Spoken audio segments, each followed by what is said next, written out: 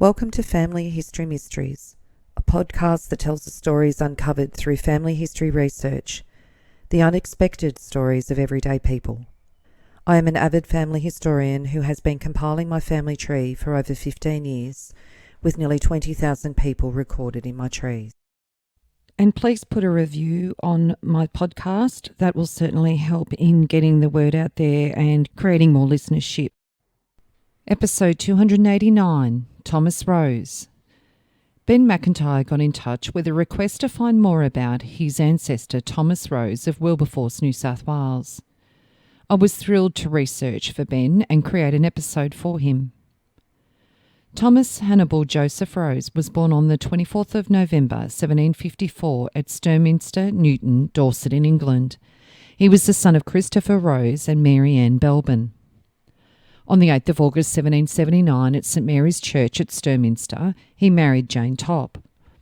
On the 8th of August 1792, as a result of repeated requests by Governor Arthur Phillip for the dispatch of intelligent and experienced farmers, Thomas Rose, Jane and their 4 children, Thomas, Mary, Joshua and Richard, as well as their niece Elizabeth Fish and her infant daughter, and their dairymaid Elizabeth Watts, together with 4 other free settlers, sailed on the Bellona for New South Wales. They were the first free and independent settlers to reach Australia. The Rose Party were 9 of just 15 people who responded to a nationwide appeal to become pioneers in Britain's newest overseas colony.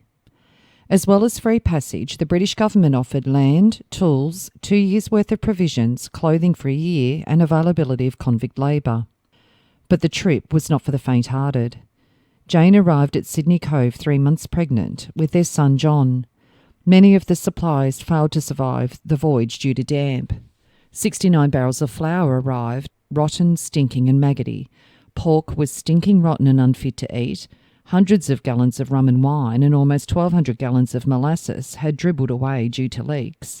And a huge quantity of cloth, hammocks and rugs and a case of stationery were rotten and unfit for use due to water damage. Elizabeth Fisher's 1-year-old daughter died just 9 days into the voyage due to worm fever and convulsions. Elizabeth later struck up a relationship with Lancashire farmer and fisherman Edward Powell, one of the other 6 voluntary settlers, and the couple married soon after the Bellona's arrival at Sydney Cove on the 16th of January 1793.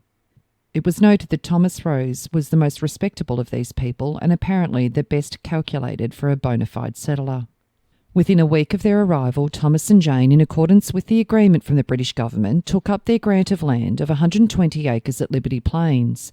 This was on the right bank of the rivulet of Powell's Creek, about 11 kilometres west of Sydney, situated now in the Strathfield Homebush district. Liberty Plains was named to reflect the Roses family status as the first free settler family to arrive in Australia, and they called their land Hunter's Hut. A further grant of 70 acres was made to them on the 10th of May 1798. However, it was found that the soil was poor, and without manure it was quickly exhausted and resulted in crop failures. They also had water shortages.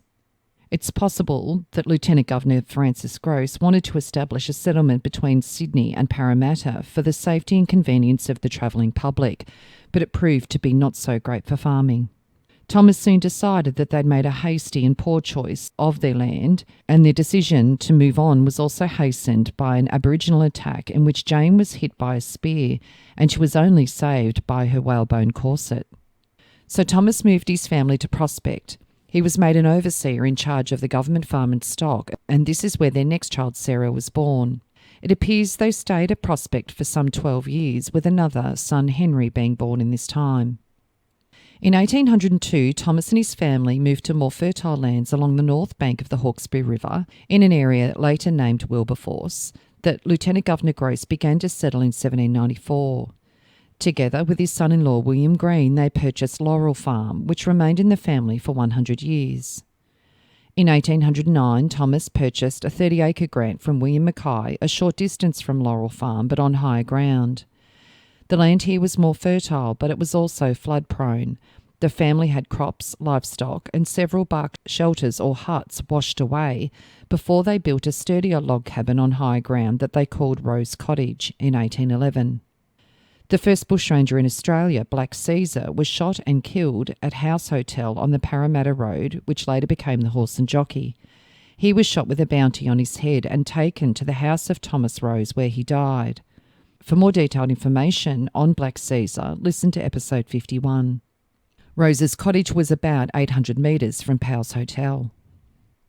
Rose Cottage remained in the family until 1961, and it's today a tourist attraction and is Australia's oldest timber house. Thomas spent the rest of his life on his property, and he became a well-known and highly respected figure, surrounded by a growing number of descendants. He was quiet, homely, unassuming and industrious, and he belonged to that humble band of men who helped lay the foundations of colonial Australia. When Jane died in 1827, she was Australia's first non-Aboriginal great-grandmother in the colony with more than 100 descendants. Thomas died on the 15th of November 1833 at the age of 84, and he's buried at Wilberforce. On the 8th of August 1992, 200 years to the day after the Bellona set sail, 3 Australian Rose descendants attended a celebration garden party at Puxey Farm, Sturminster, the family's home before departure. And in January 1993, hundreds of Rose descendants were among 2,000 people who converged on Sydney Cove to mark the anniversary of the Bellona's arrival. Descendants of some of the 17 female convicts that were transported on the Bellona also took part. There's a chapter on the Rose family in Roger Guttridge's book, Dorset, Curious and Surprising. The Thomas and Jane Rose Society was set up in 1975 by 2 brothers, Roy and George Rose, descendants of Thomas and Jane's third child, Joshua. Its aims were to conserve Rose Cottage, publish the family's history and organise family reunions.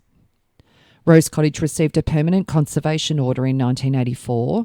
The deeds of Rose Cottage were transferred to the Thomas and Jane Rose Society in 1993. Now the Society has further aims: to maintain a museum depicting early colonial life, have a resource centre for the display of donated descendants' memorabilia, as well as a research and meeting place for the Society. The Society and its dedicated volunteers open the cottage each Sunday between 10 and 4, and to school and community groups on Tuesdays and Wednesdays by appointment. The Society also has a website, which I will put the link on in my notes. This acts as an information source for members, and it promotes its activities. The Society also published a book, The Rose Family of Bellona, which lists over 30,000 descendants, and there are regular reunions of family members and an annual picnic that's held on the grounds of the cottage. On the 21st of August 1925 in the Windsor and Richmond Gazette, George Reeve wrote the story of the Rose family. On the 16th of January 1793, there arrived at Sydney by the Bellona a few free settlers with their wives. Amongst them was Thomas Rose, his wife Jane Topp, and their 4 English-born children. Thomas Rose was formerly from Blandford in Dorsetshire, England. He was most favourably referred to in David Collins's historical work, The English Colony in New South Wales, the one standard authority on early Australian history, from 1788 to 1802, as the most respectable of the first free settlers who came out on the Bellona. Even in that primitive period and under the stern conditions which they must have reckoned certainly upon facing, these free men braved dangers of the deep and cast their lot in this remote new land, then perhaps the strangest in the inhabited globe. Yet these first Australian settlers, following impulse rather than reason, crossed hemispheres and founded, under sunnier skies, a new home. The meaning of the impulse, which must have been madness to their kin, and which perchance themselves could not wholly understand, is now written in unmistakable characters on the pages of the world's destiny. We are told that the goddess Bellona, sister of Mars, prepared the horses and chariots of the war god for battle. Here is a modern instance wherein to a new land she brought a preparation for the far-off triumph of the arts of peace. The free settlers, as an incentive to enterprise and an encouragement to their colonising spirit, were furnished with agricultural implements by the government, 2 years' provisions, and a number of assigned servants. Free grants of land were made to them, and they settled down to the pursuit of agriculture at Liberty Plains. This neighbourhood, however, the majority shortly afterwards quitted for the more promising alluvial lands of the Hawkesbury. Livestock was exceedingly scarce, and horned cattle and sheep shipped from England died on the voyage out, or arriving were speared by the Aboriginal or torn by the dingo. On the Bologna shipping list of 1793, Thomas Rose is listed as a farmer aged 40 from Blandford, Dorset, his wife 33, and their children Thomas 13, Mary 11, Joshua 9 and Richard 3. Elizabeth Fish was 18 years old and a niece of Mr. Rose's. She married Edward Powell, who was formerly a seaman on the Lady Juliana from the First Fleet and now arrived as a free settler. Miss Fish became the foundress mother of all of the Richmond Powells and the Powells of Homebush, Sydney, of this present day. Edward Powell married Elizabeth Fish and they kept the Halfway House Inn on the Parramatta Road, later known as the Horse and Jockey. This is the spot where Edward Powell died, and he was interred in a vault tomb which could once be seen by passengers in trains on the Western Line until the early 90s of last century, when it was removed. His grave said Mr. Edward Powell, the proprietor of this farm, died on the 19th of October 1814 at the age of 52. As a tribute to departed worth, his surviving family have erected this memorial to perpetuate the remembrance of an affectionate husband and father who lived universally respected and died generally lamented. Mr. Thomas Rose received a grant at Liberty Plains, now Homebush, on the 28th of May 1793 he called Hunter's Hut, probably a compliment to the governor. The reason Mr. Rose was given that area was on account of the size of his family. All of the others were not married men, so they received lesser areas in the same district. Two of those on the Bologna had been in Sydney Cove prior to 1793 as sailors on board the HMS Sirius. Convicts recognised them and treated them with contumely. On the 29th of April 1794, the Bologna settlers transferred their goods, implements and stock to the flats upstream towards Richmond, where Cornwallis Bottoms are now. And those that were on the Bologna were coined as the actual founders of Windsor, along with 22 free by servitude settlers, or emancipists. Amongst those were Thomas Rose, Edward Powell, his son-in-law, Frederick Meredith, Thomas Webb and his nephew Joseph Webb. Edward Powell had settled on 60 acres of land at Cornwallis in 1794 and was still there in 1798 when Edward Jr. was born. Thomas Rose also owned land at Cornwallis, as it said that Mr. Laban White, after receiving instructions to sell by public auction on the 20th of May 1839 a valuable and splendid estate known as Fulham Park, the property of the late Thomas Rose Esquire, in the district of Lower Richmond. It's described as being 3 miles from Windsor in the district of Lower Richmond and is divided into 5 farms, each having frontage on the Hawkesbury River and each consisting of about 30 acres. It has rich alluvial soil and many natural advantages possessed by each farm. The property now offered to the public is one of the most valuable in the district, with frontage on the river and an abundance of water in all seasons. And it was announced in the Sydney Herald that the property had sold on the 17th of May 1839.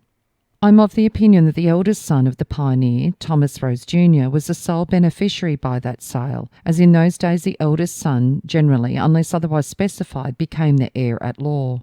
It is rather strange that the Wilberforce property, the ancestral home of the Wilberforce Roses, is not shown, nor it is recorded as a grant to Thomas Rose. Mr. J.F. Campbell refers to a farm on the Nepean River that he claims once belonged to Thomas Rose. Rose Falls on the River Nepean was 130 acres near to Castlereagh, and this farm is well known as Mr. Thomas Rose's Blackheath Farm. On the 2nd of April 1926 in the Windsor and Richmond Gazette, George Reeve also talks about a search made from England linked to the Rose estates and farms in Chancery. It says it is claimed by the Stacey Bowles Committee that the deceased gentleman Thomas Rose was next of kin and heir at law, according to the Old English law, to the said vast Rose estates and funds in Chancery. However, it would appear that the trip from England of Mr. Charles Stacey was fruitless, judging by letters received by Victorian descendants of the Roses. It is said that a great deal of dissatisfaction has been expressed by people and kinsfolk in New South Wales who've paid several large amounts of cash to enable the search to be made in Great Britain. These descendants desire that a general meeting of the Roses be called at the earliest time for Secretary Bowles and Investigator Stacey to report on their mission, as that method was adopted in the first instance to raise the cash necessary for Mr. Stacey to travel overseas. So it seems that it was a fruitless cause. There seemed to be no riches back in England. In the Parramatta Cumberland Argus and Fruit Growers Advocate on the 3rd of December 1928, it has another story on Thomas Rose, free settler of Wilberforce. 100 years ago, in 1828, Thomas Rose, who came as a free settler with others on the Bellona in 1793. I will here give the genealogy of the direct descendants and the names of the 7 children of Thomas Rose and Jane Topp. 4 children came on the ship over, and 3 children were born in Australia. The firstborn was Thomas Jr. When he was 20, he married Miss Jane Jones, a Welshman, by permission of Governor Hunter. The witnesses were Beckworth Smith and Thomas's mother Jane. They had one son, William Rose, born on the 2nd of May 1802. Thomas Jr. and his wife, Jane Jones, did not harmonise, so he took to seafaring life on the coast of New South Wales and returned to England for a period of years previous to 1814. While trading at Wollongong on the south coast, he and his wife received individually 2 grants of land in that locality. Thomas Rose received 60 acres at Little Bulli that he called Wexham, and Mrs. Jane Rose received 60 acres at South Head she called Seafield Farm. This was adjoining Thomas Rose's property. After many vicissitudes and adventures, Thomas Rose Jr. died at his ancestral home at Wilberforce, which he had inherited as the eldest son. He was 87 years old. His wife died in Wollongong, New South Wales, and is buried in an unknown grave. She was 70 years old, and her occupation at the time of her death was a farmer. From what I have quoted, I leave readers to imagine what caused the difference between the couple. On Thomas Rose's return from England in 1814, he seems to have contracted an alliance with Miss Anne Crewe of Yeomans of Wilberforce. In the register of the Church of England at St Matthew's, Windsor, there's a birth of 4 children registered to Thomas Rose and his wife, Anne Crewe. Elizabeth Mary, born in 1818, who married William Cobcroft. George, born in 1820. Joseph, born in 1822, who married Alice Graham in 1854 in Gwydir in New South Wales. And Mary Ann. The eldest child was a son, John Rose, whose name is not on the St Matthew's register. He was born in 1816. He died unmarried at the age of 19. Anne Crewe bore more than 10 children, possibly 12, to Thomas Rose Jr., the other children being Richard, who is said to have married Rosanna Richardson, the daughter of Anthony Richardson, Charlotte, Maria, James Lionel, born in 1829, and Charles, who married Miss Mary Ann Green, a cousin at Werrelda, New South Wales. Charles became the owner of the Pioneers' property, and one of his children, Mr. John Rose, a bachelor, is now the possessor of the ancestral home of the Roses at Wilberforce. The eldest daughter of Thomas and Jane Rose, who arrived on the Bellona, was English-born Mary Rose, who married Thomas Green, then James Singleton, one of the many sons of the founder of the Hawkesbury and Singleton, who was William Singleton, who died at 90. Mary had the following children to James Singleton: James, Henry, Joseph and John. Joshua, the second son, came out on the Bellona, and he lived at Wilberforce and on the Lower Hawkesbury practically all of his life until shortly before his death. He married Anne Hackett, a native of New South Wales, and they had 3 children, all born in Windsor. Elizabeth in 1817, Thomas in 1819 and Mary Ann in 1821. The 4th English-born child of Thomas and Jane's was Richard, who married a widow, Mrs. Susanna Cross Richardson. They had Richard, who married Jane Gardner, Jane, who died at the age of 13, James, Henry, Susanna, Elizabeth and Isetta. John Rose was born in Australia in 1795, and he died in 1849 at the age of 54, and he's buried at Wilberforce. He'd married Mary Lyons in Windsor, and they had 12 children: Joshua, John, Eleanor, Rebecca, Jemima, Simon, Silas, Henry, Thomas, George, Phoebe, Charles Undall, and Milber, who married Mr. Edward Lumley.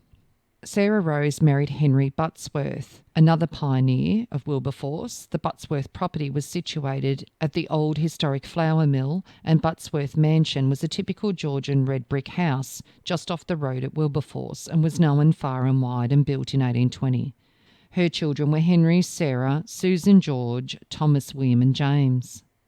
Henry Rose never married. He was the first white man to pioneer the Gwydir River in the district of New South Wales, and his death occurred in 1849. He was a very wealthy man, leaving much landed property, cash and stock.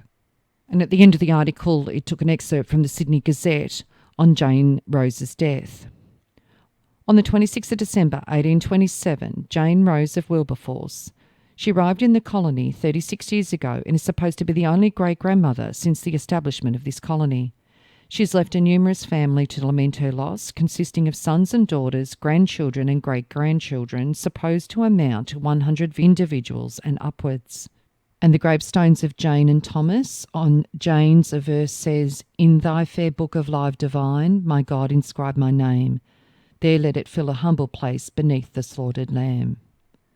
And Thomas Rose, "On Mount Calvary's cross my Saviour died for me, and when the great archangel's trump shall sound, blessed Jesus, call for me."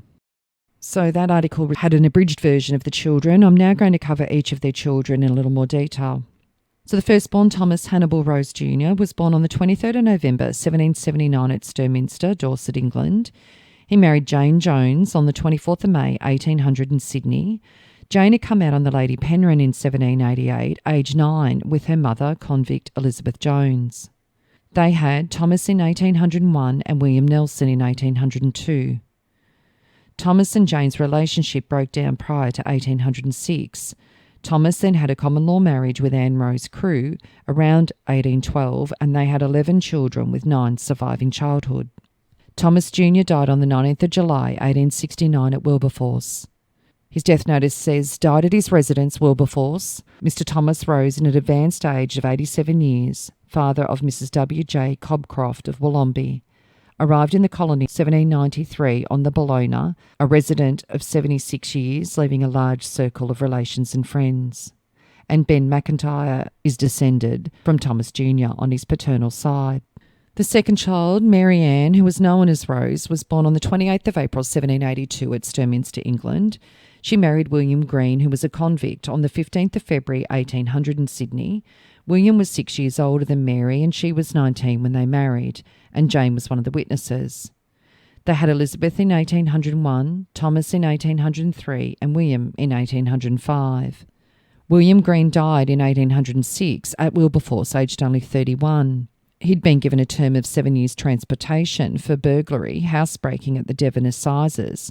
He left England on the 31st of August 1797 on the ship the Barwell and arrived in New South Wales on the 18th of May 1798. Mary then married Henry Murray at St John's, Parramatta on the 9th of December 1807. Henry was 4 years older than Mary and he'd been sentenced for life for horse theft at the Sussex Assizes. He departed England on the 31st of October 1803 on the ship the Coromandel, an experiment, and arrived on the 7th of May 1804. They had no children, and William died at Wilberforce on the 12th of December 1812, aged only 36. Mary then married James Singleton. James had come out free in 1809, and they married on the 13th of June 1814 at Rose Cottage at Wilberforce, when he was 37 and Mary 34. They had 8 children. Mary died on the 25th of January 1838 at Wilberforce, aged 57, and when her youngest child was only 9. The third child, Joshua, was born in 1783 at Sturminster, England. Joshua was granted 134 acres at Nelson's Reach at Wiseman's Ferry on the Hawkesbury River by Governor Macquarie, and he married Anne Hackett at St Matthew's at Windsor on the 29th of October 1810, when he was 27 and Anne 16. They had 8 children with 6 surviving infancy, and he died on the 31st of January 1862 at Balmain, aged 79. Their fourth child, Simon, was born in 1787 but died as an infant. The next child, John, was stillborn on the 1st of June 1788. The next child was Richard Lionel Rose, who was born in Dorset, England on the 31st of January 1789, and he was 3 when they made the voyage out to Australia, and like the other children on board, he had a difficult voyage. The surgeon reported at Rio that he'd been weak with worm fever and convulsions, which you would have heard earlier, killed the great niece of Thomas Rose on her way out as a baby. In June 1811, Richard and his brothers, Thomas, Joshua and John, were each given an order to receive 40 acres of land in the district of Ayres, as soon as the acting surveyor could measure them out. Richard settled instead on 40 acres at the Macdonald River and called his farm Mount Pleasant. He married Susanna Richardson, née Cross, on the 18th of August 1817 at the Hawkesbury River. Susanna had been born in the colony in 1792 and was the daughter of convicts Charles Cross and Rose Flood, who'd been transported on the Neptune in 1790. Susanna had married Anthony Richardson, a convict transported on the Surprise in 1790, but Anthony died in 1815. They had a daughter, Rosanna, who was only 1 at the time of his death. Susanna was 19 and Richard 23 when they married, and they had 14 children with 10 surviving infancy. Richard sold a 30-acre farm at Wilberforce in 1821 and then had 18 acres of his MacDonald River farm cleared, with 10 acres planted in wheat and 8 acres in maize. He had a handful of cattle and 16 pigs, and by 1828 he was still farming his original 40 acres. Richard sold Mount Pleasant in 1836 and bought 3 parcels of land on Roberts Creek near Hall's Swamp at Wilberforce. In the late 1850s, Richard and Susanna moved to the Singleton district. Their eldest son, Richard Jr., had already gone to the Victorian goldfields. Their other children also ventured far afield to many parts of New South Wales: Lismore, Mullumbimby, Tamworth, Mudgee and Quarindi. They were farmers, sawyers, carriers and gold miners. Susanna died in Singleton in August 1872, and Richard died at Red Bank at Scone, the home of his son James, in October 1872 at the age of 83. The next child was Anne Rose, who was born on the 27th of June 1790 in Lancashire, Dorset, England, but died as an infant. Their 8th child, John Rose, was born on the 4th of July 1793 in Sydney. He was the first free settler child born in the colony. He married Mary Lyons at St Matthew's, Windsor on the 21st of March 1825. Mary was 16 and John 32 when they married. They had 12 children, with 10 surviving infancy. In 1828, John is listed as being a publican at Wilberforce, and he died at the age of 55 at Wilberforce on the 8th of July 1848. Their next child, Sarah, was born on the 24th of July 1795 at Hunter's Hut, Liberty Plains, and married at Windsor at St Matthew's on the 8th of November 1813 to Henry Boswaite Butsworth. Henry was a convict. In convict records, his surname is Boswaite, and he was transported on the ship the Guildford in August 1811. He was charged with stealing 4 sheep at the Northampton Assizes and was a miller at the time of his conviction. He was given life transportation. He left England on the 31st of July 1811 and arrived in New South Wales on the 18th of January 1812. Sarah and Henry had 15 children together, with 12 surviving infancy, and Sarah died at Wilberforce on the 14th of July 1869, aged 73. And their last child, the 10th child, Henry William Rose, was born on the 26th of July 1797 in Sydney. He was a sergeant in the Mounted Police based at Windsor and lived at Warrelda, New South Wales, and was a bachelor. He died aged 52 on the 24th of December 1849 at Garney Station at Warrelda. It seems that Henry's nephew, Henry Butsworth Jr. of Wilberforce, was the executor of his uncle's will. So I'm wondering whether he actually was the recipient of what it seems was his uncle's estate, which for the day seemed to be quite lucrative. So I hope you enjoyed the story of Thomas and Jane Rose, the first free settler family to come out to Australia. If you are interested in sharing your story on my podcast, Family History Mysteries, please go to my Facebook page and send me a message. If you would like some assistance in filling in the gaps in your family tree to see what mysteries you solve, please get in touch. And don't forget, you can have early access to episodes by subscribing, and you'll also gain access to bonus episodes.